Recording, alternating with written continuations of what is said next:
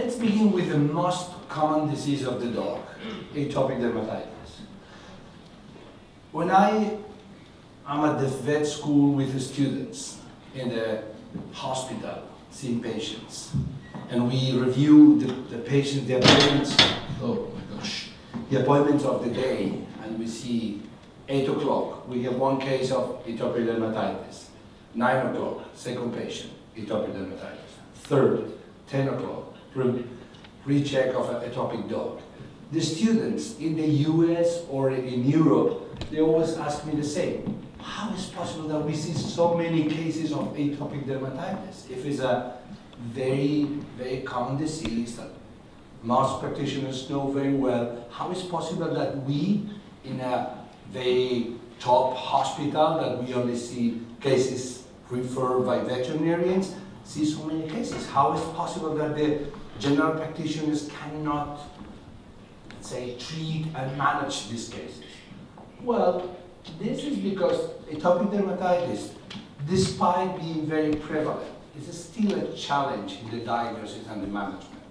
And this is because of different reasons that you see here. So we do not understand the pathogenesis of this entity. At veterinary schools, they teach you that this is basically an allergy against environmental things, but it is not. It's much more than this. It's very pleomorphic from the clinical point of view. I will show you the different presentation of this condition. And also, it's very important that you understand that this is a clinical diagnosis, a diagnosis of exclusion.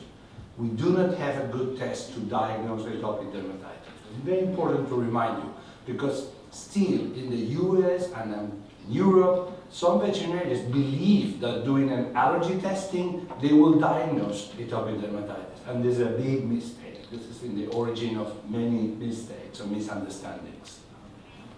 So I think that this is the reason for this, say, difficulty in the diagnosis of atopic dermatitis. Also, in many cases, there is a failure of managing the expectations of the owners.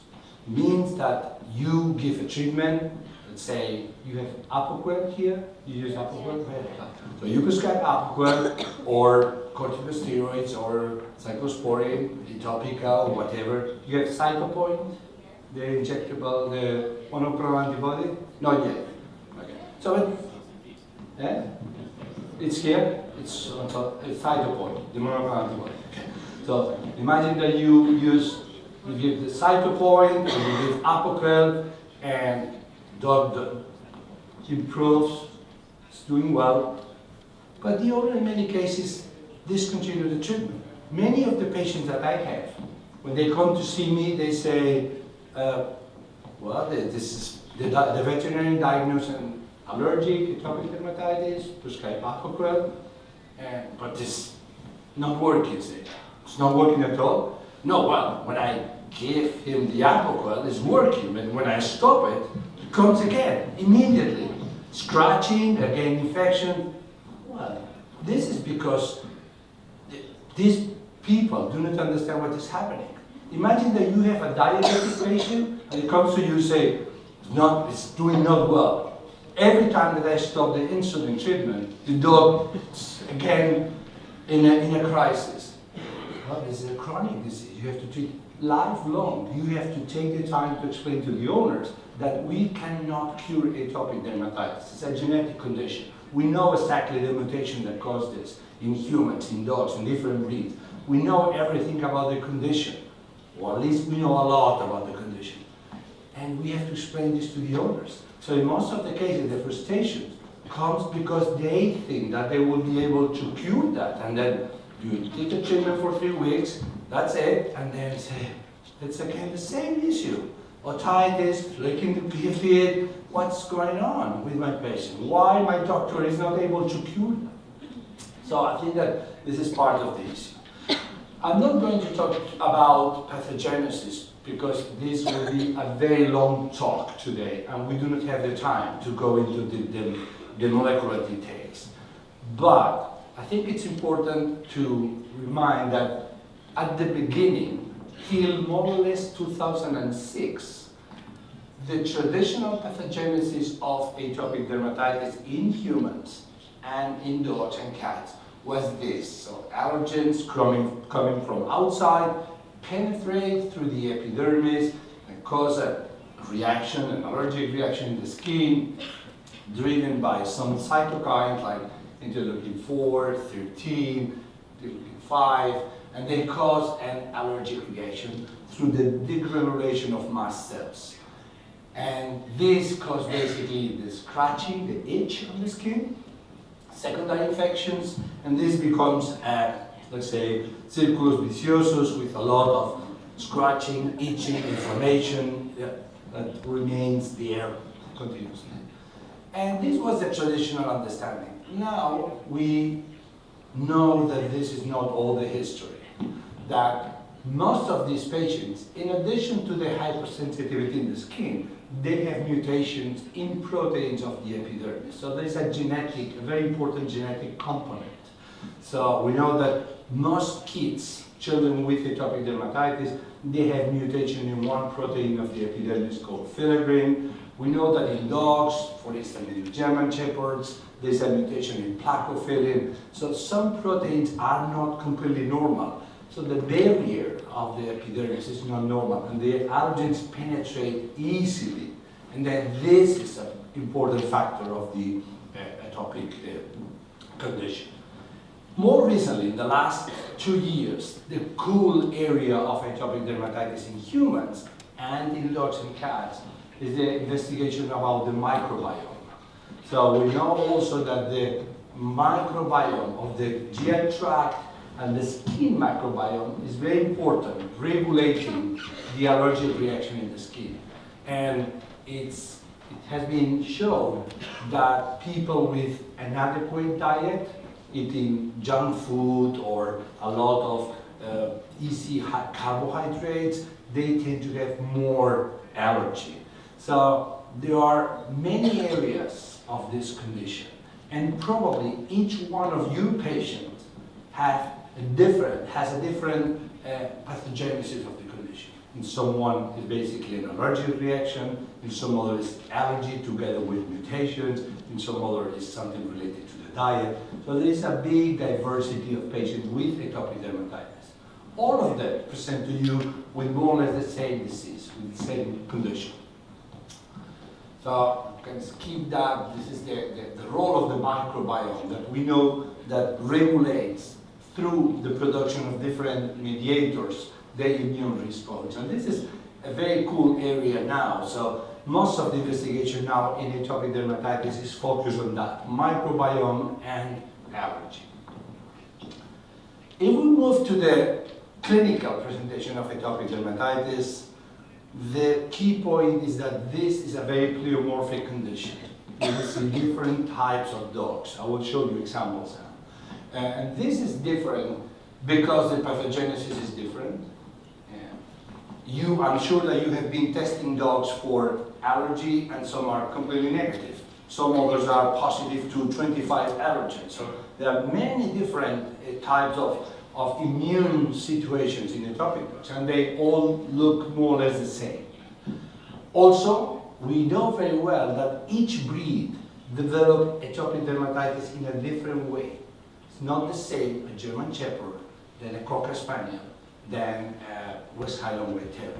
You know the German Shepherds tend to have cheilitis, inflammation of the inguinal area, the groins, and then you know that, for instance, the Cocker Spaniels tend to have chronic otitis as a manifestation of atopic dermatitis, and the West Highland White Terrier tends to have axillary inflammation. So each breed is different. This is not something that is my clinical eye that is suggesting that. This has been very well investigated, published, and demonstrated. And there are very good scientific data about how atopic dermatitis is in each different breed. This was published in Veterinary Dermatology in 2010, and they give you exactly the distribution of the lesions in each breed. And we know that here you see, for instance, the German Shepherd tends to have more inguinal lesions, the Shar-Pei has generalized lesions, the Labrador Retriever tends to have feed licking.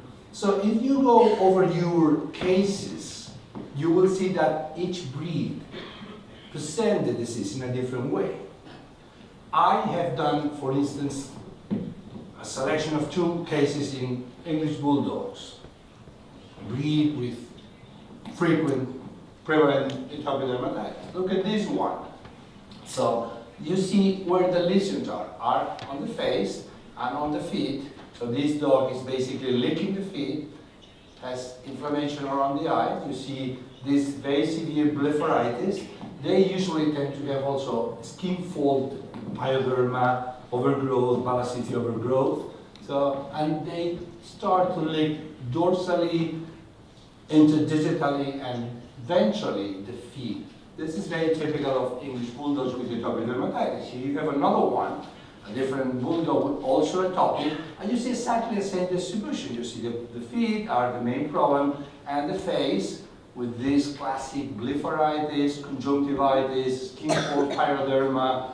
This is not related to atopic dermatitis. You know what it is. So this is a very common alopecia on the flank of dogs. It's called cyclic or recurrent flank alopecia. You diagnose this just visually. You know that it's very common in boxers and bulldogs. This was a mistake of the referee vet that didn't know that this is the classic cyclic flank alopecia of the bulldog, and the owner was not informed. So the owner said, but it's still with alopecia here, say, well, this is not related to atopic disease. This is a classic cyclic flank alopecia. We don't need to treat that. We know that this resolves spontaneously, and is related more to the daylight exposure of the dog than to the atopic disease. But if you look, typically these bulldogs develop these interdigital pyogranulomas, consequence of the inflammation of the trauma and the secondary infection. This is very typical of bulldogs. So, and this is only an example. You need to understand that bulldogs present the disease like this. German shepherds in a different way. Westies in a different way, to recognize clinically atopic dermatitis. Also, you have to know that we do not have a diagnosis, a test to diagnose the disease, and that you are responsible for making a clinical diagnosis of atopic dermatitis. Can I give you some general overview of the, say, general characteristics of atopic dermatitis? Yes, we can. We know that this is a disease that we start before 3 years of age in over 80% of dogs. We know that there are a few breeds that are clearly predisposed. We know that the history is very characteristic. When I talk to the students about diagnosing a dog with chronic pruritus, I say first, before looking at the dog, pay attention to the history, because the main differential diagnosis is scabies, sarcoptic mange, and the history of the pruritus in atopic dermatitis and scabies is completely different. In atopic dermatitis, the owners will talk to you, say, the dog has been itching forever. I don't know. Well, since we had this dog, has been always itchy. At the beginning was scratching the ears, that was licking the feet, has been scratching. I don't know, every year maybe it's worse, and now it has become much worse. So this is a long history. They do not remember exactly when the problem began.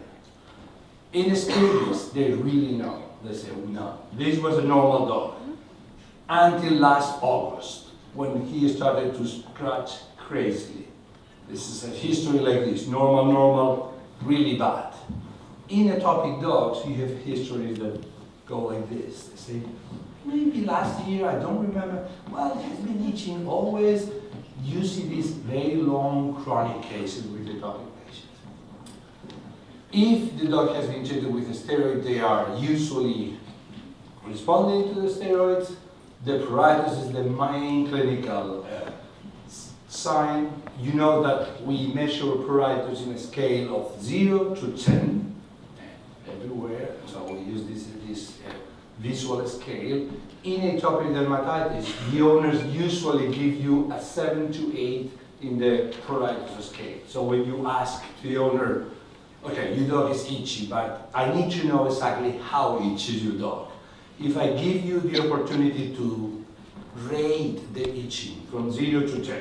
0, my dog never scratches, itches, licks. I've never seen my dog itching. 10, my dog is scratching constantly, all the time, day and night. When we drive the car, when I was sitting in the waiting room, now at the examination room, it's always itching. What will be your number? And they say usually 7 to 8 in atopic dogs in a flea. Remember that in some cases, if you ask to the owner, is the dog scratching? And in some cases they say no, but the dog is itching because it's licking. So the owners in many cases do not understand that food licking is a classic manifestation of pruritus in dogs. So you have to ask in detail, no, it's not scratching, but it's licking, it's rubbing the face, it's rubbing against the furniture, against the carpets, because dogs manifest the itching in different ways. So this is very important too. We know that the lesions, the primary lesions, are the scars. There are not many, usually only erythema, a few papules, but we see many secondary lesions. Salivary staining, cross, scoriations, crusting, scales, and in some cases lesions of superficial bacterial folliculitis. And what is very typical is the distribution of the lesions. So you have to recognize that the lesions are typically located ventrally. They are very symmetric. They are very ill-defined. They are not well-defined in the limits. And they are constantly evolving. And in the dog, they progress toward lichenification. So if you have to remember something, this is the classic distribution of the lesions of atopic dermatitis. You have to keep that in mind. It's a very ventral disease. So the dorsum, the lumbar area, must to be free of lesions in atopic dogs.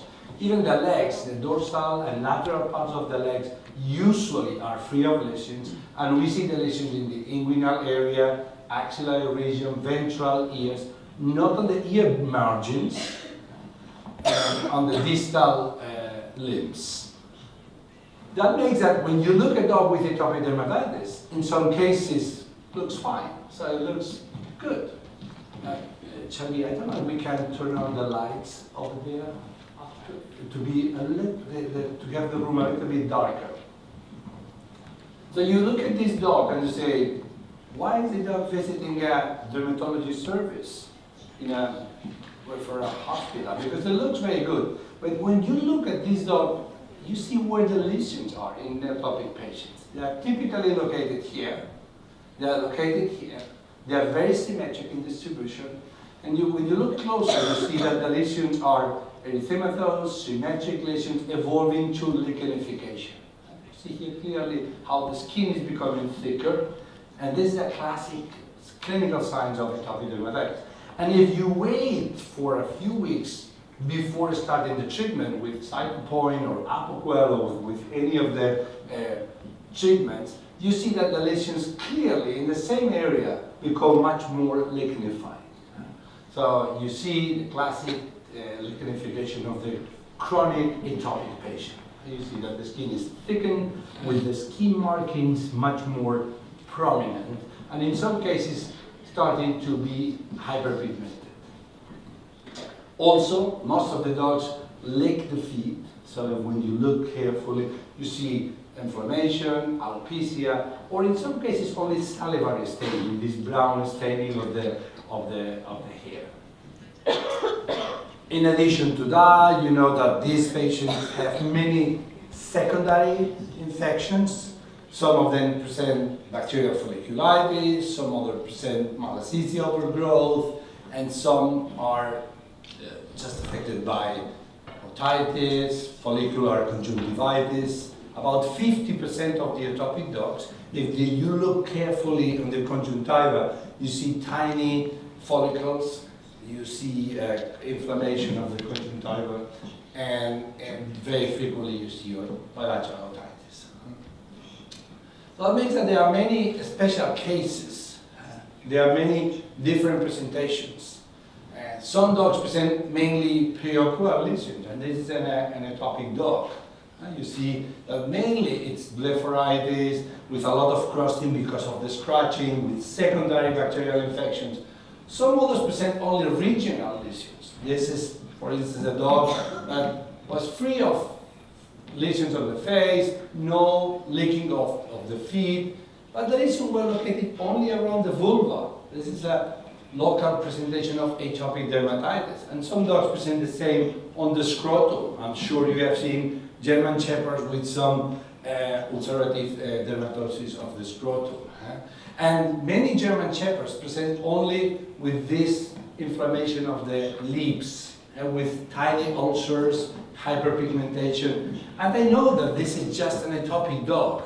Look, the same dog after 6 weeks of treatment with Apoquel. So the lesion's completely clear. So this is simply an atopic dog that needs an adequate management. Okay.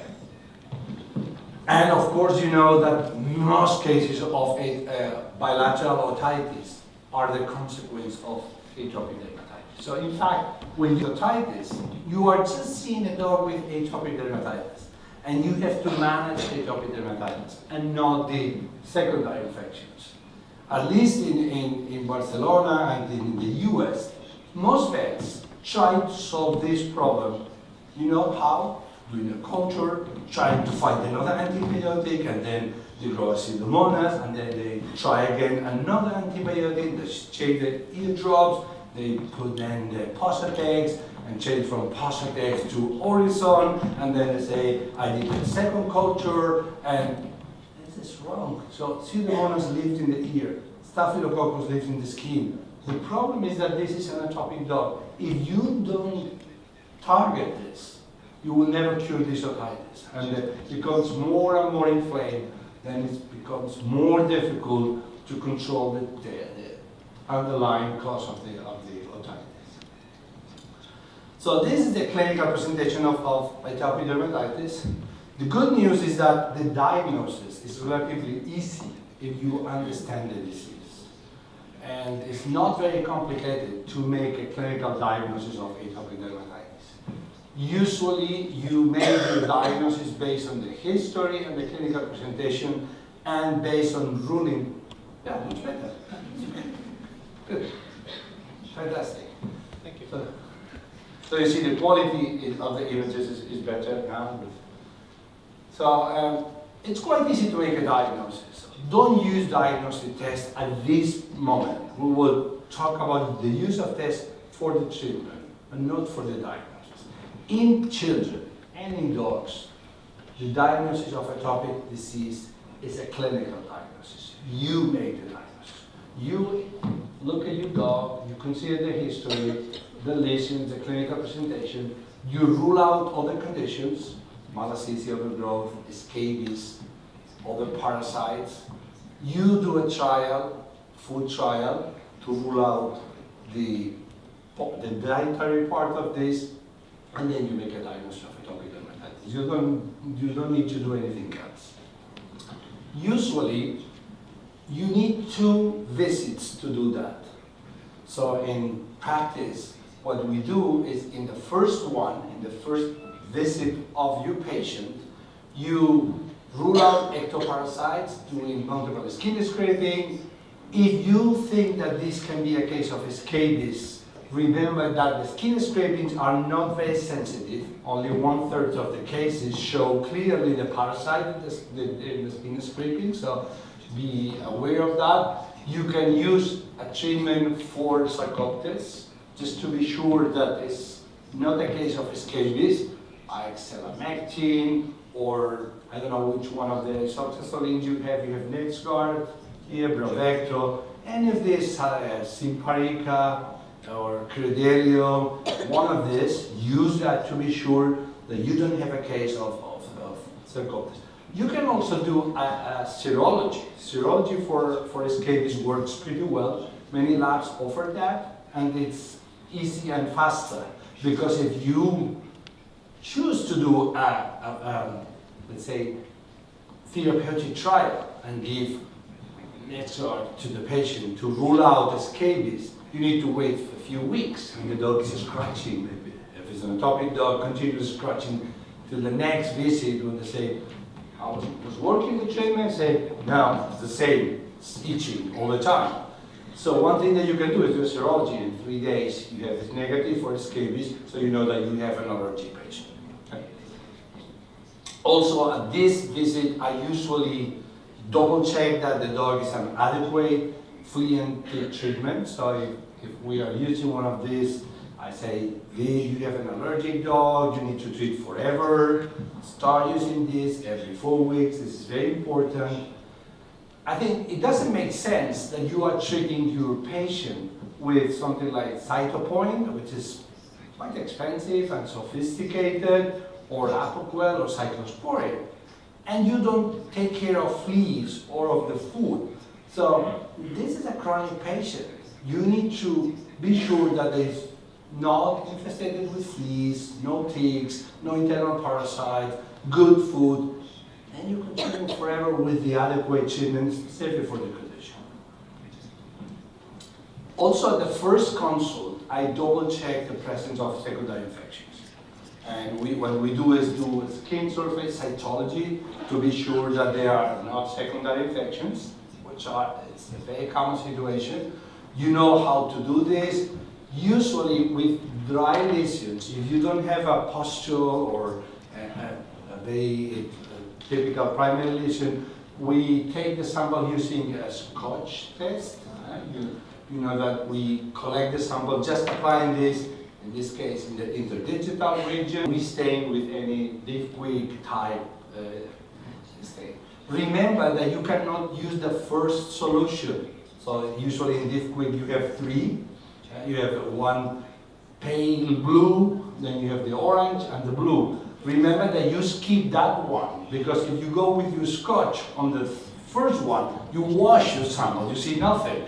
So you lose your bacteria, your cells, everything. Because the first one is basically methanol, it's an alcohol, and removes the glue of the Scotch. So I have seen some vets doing this in the 3, and they lose all the sample and say, no, there's no infection. That's good, can continue.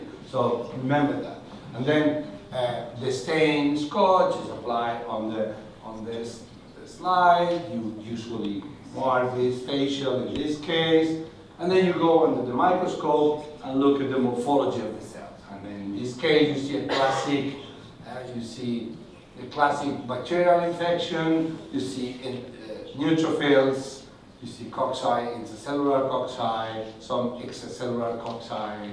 You see DNA strand, the classic cytology of a bacterial infection. In some other cases, you see more malassezia overgrowth. So it's very helpful just to see what is the main secondary infection of this patient. Okay?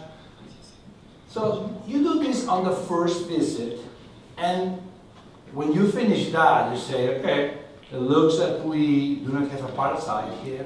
It looks like your dog is an allergic patient with or without this secondary infection that we are going to treat. And we need to know exactly now if the diet is important in this allergy. I usually don't tell to my clients, we need to diagnose food allergy, because this is too ambitious. We are not in a situation, we do not know enough about food allergy to say that. What I tell them is that probably we need to explore how important is the diet in the allergy. Because if the patient improves a lot with dietary management, we know that in the next 10 or 12 years, we need to pay a lot of attention to the diet. If, on the contrary, the disease remains more or less the same after 8 to 12 weeks of a hypoallergenic diet, we know that the diet in this case is not very important. We basically have environmental component, and they can go by a regular diet if they want, or a good quality diet for atopic dogs, but not a very specific diet. So I recommend them to do this as soon as possible. I know that this is sometimes difficult. I'm sure that you have experienced the same, when you say, we should try a diet to see if this is a food related allergy, they say, oh my God, I have done 3 different diets, I changed to that one, and nothing changed. It's sometimes difficult, especially if they have different pets in the same house. I'm pretty flexible. If they are very reluctant and say, don't want to do more diet, I say, okay, let's manage the condition, and then we can do the diet later. But we have this pending. We don't know how important is the diet in this allergy. And the experience says that many allergic dogs are allergic to different things, to several environmental allergens and to several proteins of the food. So it's useful if you are going to treat this dog along the next 12, 15 years to know if the diet is important. What I do usually is I recommend one diet. They are different. Today we can talk about this hypoallergenic, which is very good for this purpose. You give only this diet for 8 to 10 weeks. If you see a reduction in pruritus, more or less more than 50%, then you consider that the diet is important. You can double check that with a challenge with the previous diet. If the disease doesn't change at all with the diet, then you can diagnose a classic atopic dermatitis related only to environmental allergens. Any questions about diagnosis of atopic dermatitis? Yes, go ahead. Second section. Yes, second.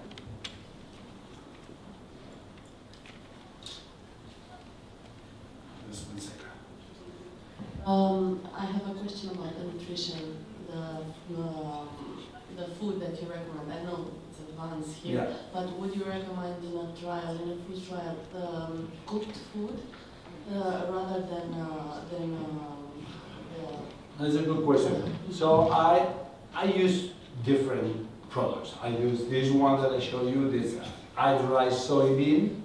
I use also some other hydrolyzed, and I use novel proteins sometimes. In the US, we're very common to use different well-controlled food. We don't have so many in Europe of different type of protein, like bison or kangaroo. Or this. We have some that claim to be only salmon, but in fact they are not good enough for the diagnosis.